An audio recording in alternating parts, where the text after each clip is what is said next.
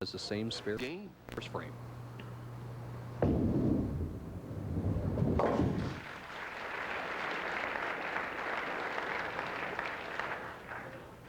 Now back up Ron Williams of Fort Worth, originally from East St. Louis. And he's a man that's had to wait quite a while off to the right. But he opened with a double here in the final game.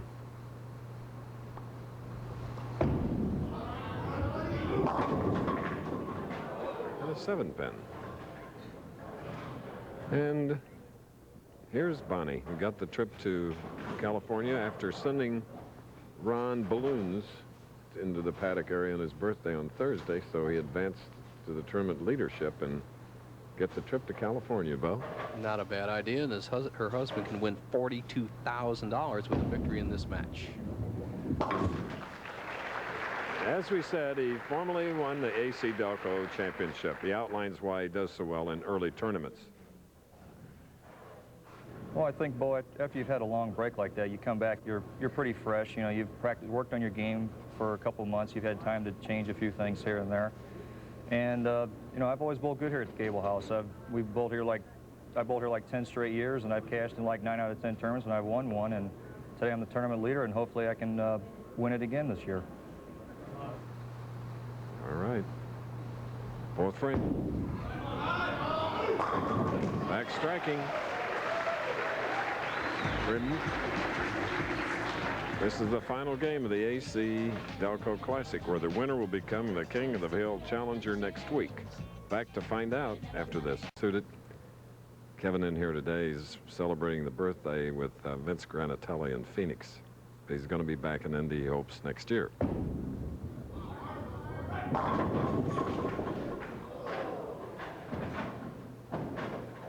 Mark with his third 7-pin in 4 frames in the championship match.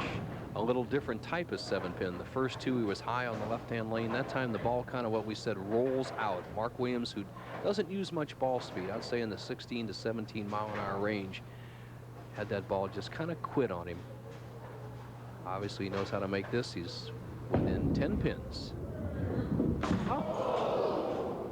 But only on the left-hand lane. He doesn't know how to make it on the right. Ooh. Ooh. That's a lot of money shot. You bet. Well, this shot is just a shot in the arm for Ron Williams, who's sitting on the bench watching a terrific player miss a single pin, the 7-pin. Let's see if Mark Williams is perturbed by that shot. He needs to get some strikes.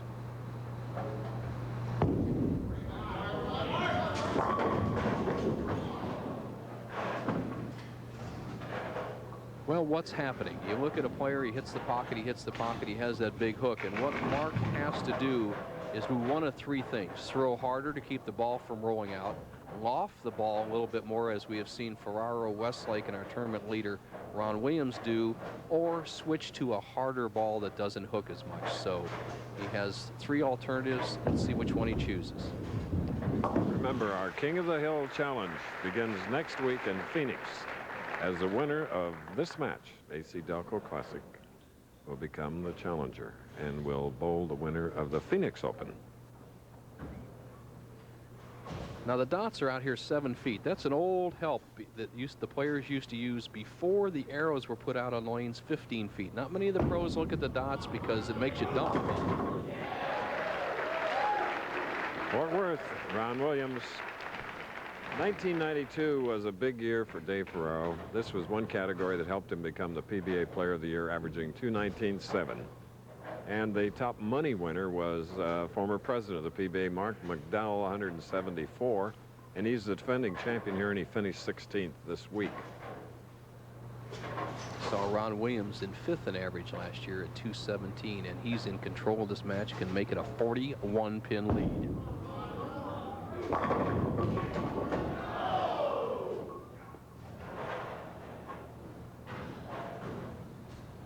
Well, the only pin we've seen stand in the match has been the 7-pin. There's been 4 7-pins by Mark Williams. He missed one in the 4th frame. Ron Williams has lost 2 7-pins, one in the 3rd after a double and one in the 6th after a double. With the conversion, a 30-pin lead in favor of Ron Williams. Ron and his wife Bonnie, who's here, are parents of 2 sons, Scott and Sean.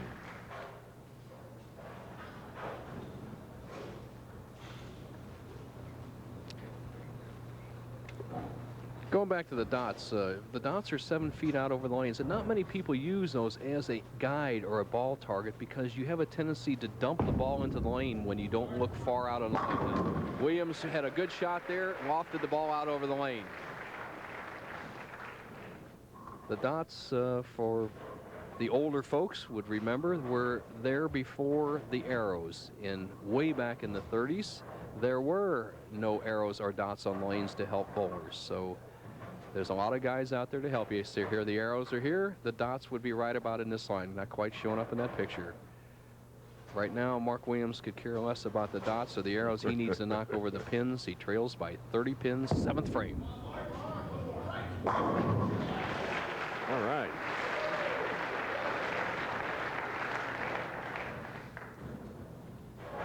Ron Williams won his first tournament in 1988 in Columbus, Ohio. Ron Williams, with the spread of the fingers, tucks that bait finger to a little tighter grip and lifts straight up through the bowling ball. Good shot. And his last win was right here. These matches will have a tendency to just here. It looks like a win by weight, and of 2 frames, Mark Williams right back into contention. Mm-hmm.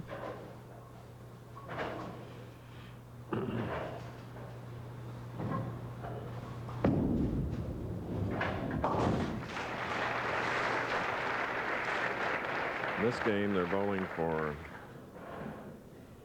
a total of $64,000. And the $5,000 in the challenge next week, Right. a possibility. The pressure has to be building on both players. You can see it in Williams' face. He knows he's trailing. He must strike. That's Mark. Ron, very confident look. 19-pin lead, 8th frame.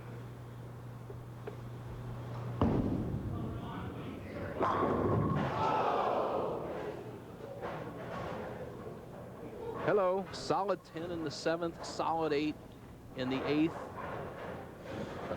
The match is up for grabs. This is the second solid 8 we've seen today. Orlikowski had one in his match against Westlake.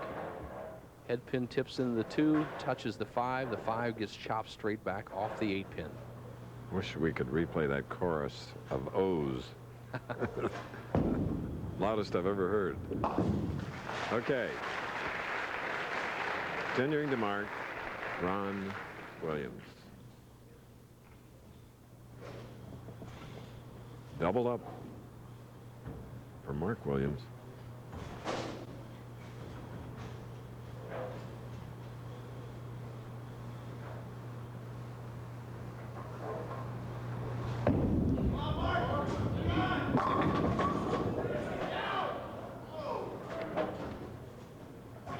Boy, he'd love to have that one. The head pin goes to sideboard and doesn't quite come back around to get the 10 out. He looks up at the scoreboard. He says, frames are starting to run out on me.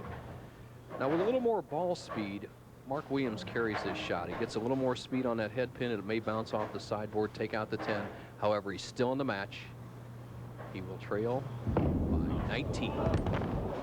Make it a few more. I think he hit his ankle, Chris. Yes.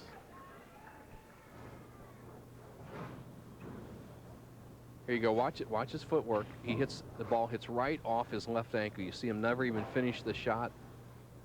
Unfortunate. Misses the 7-pin in the 4th frame. And here in the 8th, watch his left leg. It kind of slides underneath the shot. You can hardly tell it, but it hits right off the left side of his ankle.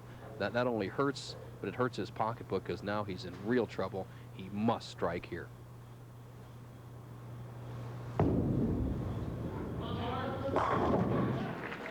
Proud champion.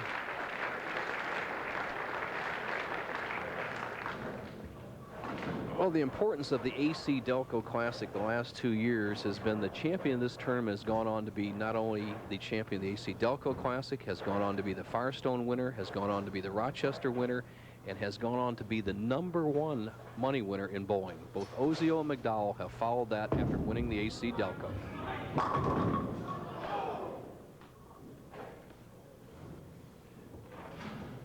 Two marks to win. Ron Williams shuts out Mark Williams with a spare here in the 9th and any kind of mark in the 10th. Keeping up his pattern, Ron Williams winning his first in 1988, then in 1990 right here. Here we go, the first tournament of 93.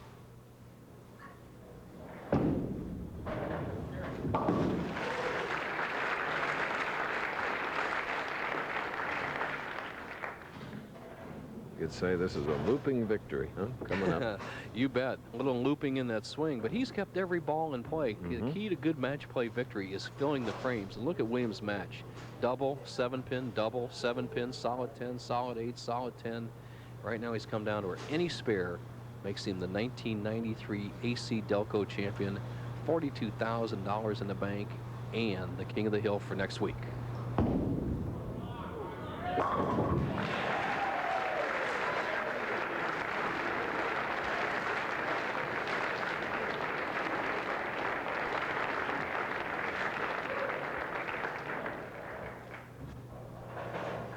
Boy, he stayed with the shot. Needs 1 pin, 2 balls. I think he'll get that. 2-time champion, the AC Delco Classic, right there. Look at that.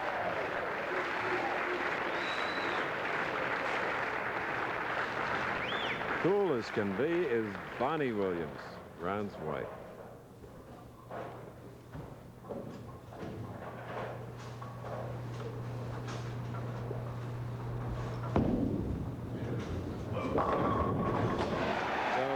The first King of the Hill challenger to meet next week's winner of the Phoenix Open. And there you go. Mom and Dad, Bonnie and Ron Williams, $42,000 rich.